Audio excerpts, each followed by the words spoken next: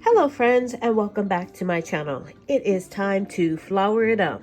And I don't usually do this, but the birthday boy requested pizza, so I'm going to make pizza that we're going to use tonight.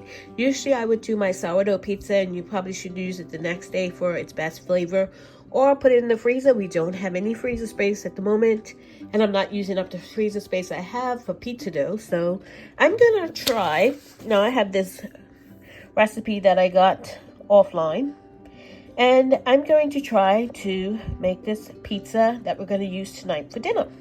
This crust, I should say, that we're going to use tonight for dinner. I'm sure it will come out fine. So I am going to get started. Okay, so you're going to need flour. I have flour here in this container, sugar, olive oil. I'm using, this is pink Himalayan sea salt that's in there, my yeast, and my measuring cup. I'm going to bloom my yeast first, and I'm going to get my water in here. And yes, I'm using a tea kettle because my microwave went out. Yeah, we've been a month, I think it's been a month without a microwave. It's been an adventure, reheating food and all that kind of stuff, heating up water. Who knew a tea kettle could do a lot of that? But anyway, so I've got my not quite cup. I'm going to put a little bit of cold water in there just to bring that temp down, because I'm sure if I put my finger in here, actually, yeah, that's hot. Yeah, it's more than 110 degrees, because that's where you want it to be for sort of lukewarm water. Okay, so I've got my water where I want it to be. I'm going to add in my sugar. Get that mixed in.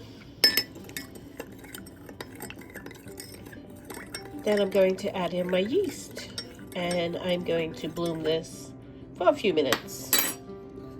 And then goes my last bit of yeast. That's equivalent of 1 package. And this tells you on the back what the equivalent to 1 package is, if you're ever wondering. Right there at the bottom. See? 1 1/4 equals 1 package. So sometimes I mix my yeast in, sometimes I don't. Today I think I'm going to mix it in. Yeah, we're going to go with it. Some people don't, vigorously do not mix their yeast in. I haven't seen any difference. Actually, I think it blooms a little bit better when the yeast is actually mixed in. And I tried to come out with the least amount of yeast on the spoon as possible, because all that goes into the measurement. Okay, so I'm going to bloom this. So my warm place is my oven with the light on, and yes, I do dry my pans and stuff in my warm oven, and that's where it's going. So while my yeast is proofing, I'm going to get my dry ingredients into the mixing bowl, and I'm using all-purpose flour because I have no bread flour in the house, and I want to use up this all-purpose flour before I buy any flour. So into my mixing bowl goes the 2 cups of flour, and I will put the full recipe in the description box below. So if you want to try this, because this is the first time I'm trying this, and we're going to see together if it works. Here's my salt, and I'm just using pink salt because it's a little finer granules than my Redmond's real salt, but I could have used that as well. So in goes my salt, and the only other thing is my olive oil. Whoops. Yep, my olive oil that I'm going to add in after I add the yeast mixture into here. So I'm just going to distribute that salt around. Make sure it's all mixed in. And that's it. Okay, so real life here. I thought I was turning the camera off, but I was actually turning it on and left it on. As you can see, I'm just dawdling around, and I actually did not turn it. I turned it off when I thought I was recording me putting the yeast into the flour and salt mix. So I don't have that clip, but I did pour it in here. I'm going to knead this right in the mixing bowl. It's not a big piece of dough, so I'm just going to knead it around in the bowl. And at this point, I have added my olive oil. I am doing a bang up job of recording today. So the olive oil is in, everything's in, and I'm just kneading this dough. Okay, so I'm going to sprinkle on a little bit more flour because it is quite sticky, as you can see. And I'm going to knead that in, and that should be good. Okay, so this is what the dough bowl looks like. And it's still a little bit stuck to my hands, but that's okay. I try to get most of it off. And I did add a second amount of flour, and it's still a bit sticky. I don't know if you can see that, but it is still a bit sticky. I'm gonna leave it. I will say it's nice and light. I've never made this recipe before, so this is new for me, even though I've made pizza crust time and time again. But I usually do my sourdough one, and I usually like sit it in the fridge overnight before I use it. So what I'm gonna do is I'm just gonna take this out. I'm gonna put some olive oil in the bowl. And you see how sticky that is? It's still sticky, but that's right. I'm gonna let it go. I'm just gonna grease, because I want a sort of light, and it already feels sort of light and airy, this pizza crust. So I'm just gonna, everything's oiled, and I'm going to cover it and put it in the oven with the light on and let it double in size.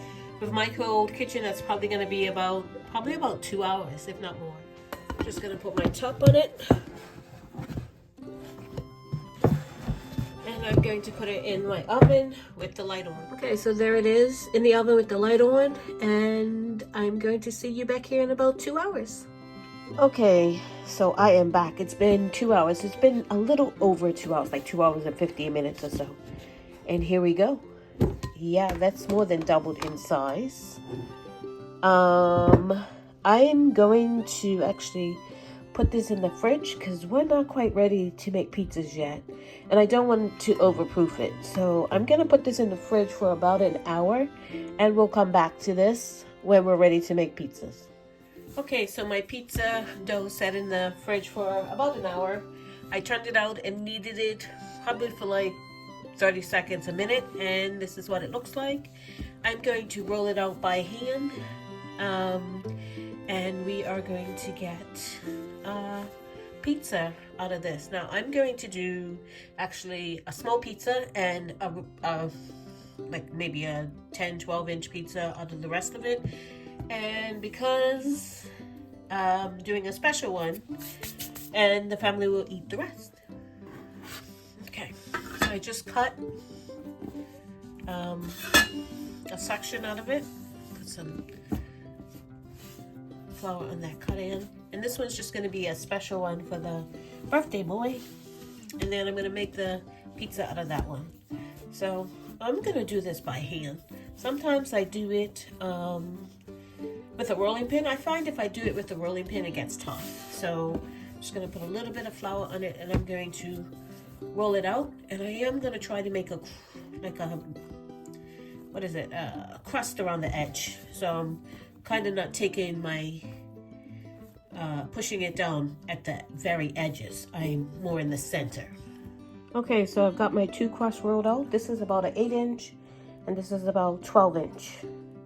And I'm going to put them on some parchment and sprinkle a little bit of cornmeal. I have some cornmeal here. This is what I put on the bottom to get a little bit of crispiness. This is some cornmeal I have, and I'll sprinkle that on the parchment paper before I put the crust down.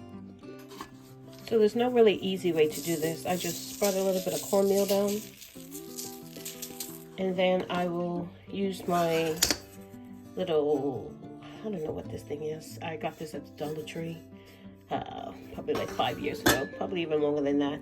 It used to have measurements at the bottom, but I washed it so much they wore off. And I'll just use that to scrape up the pizza crust. I guess you can call it a pie. Some people call it pie. And put it onto my parchment paper.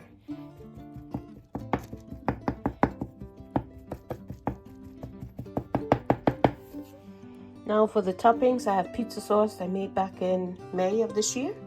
And then I have the last hot peppers from the garden from 2021. Yeah, we had a bumper crop that year, and this is our last one. So I'm gonna get this on here. Mix that in. Most of it's going to go on this one. Then I'm going to put some on this one.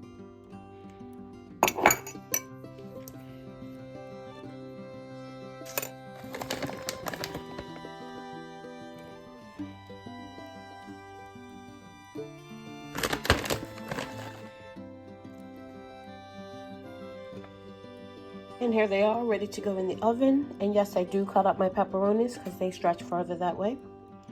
And this is the special one. He just wanted cheese, so that's what he's getting.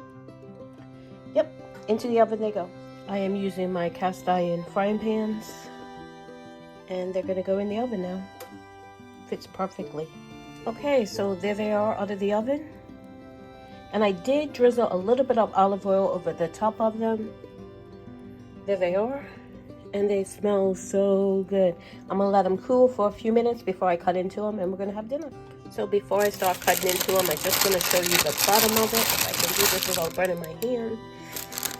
Yeah, let's see. Ouch. Okay. As you can see, it's nice and crispy with that cornmeal in it. And they're not burnt. This one is a little thick. I probably could have rolled it out a little thinner than what it is. But it will get eaten. Yes, it will. And I like to use the parchment paper because then it doesn't burn. I have problems with the crust burning and not cooking all the way through. And then when I lower the temp, it, doesn't brown. And this works out better with the parchment paper. And there you go, that's dinner. I put a salad on the side with some tomatoes that are left over from the garden. They came in green and they're starting to ripen up now, so we're gonna enjoy them. But yeah, I will definitely do this pizza crust again. But I think I might divide it in two and roll it out a lot thinner. It's a lot thicker than we normally eat it, but yeah, it is definitely a repeat. Thank you so much for watching. If you haven't subscribed, please subscribe and click that notification bell to be notified when I upload videos.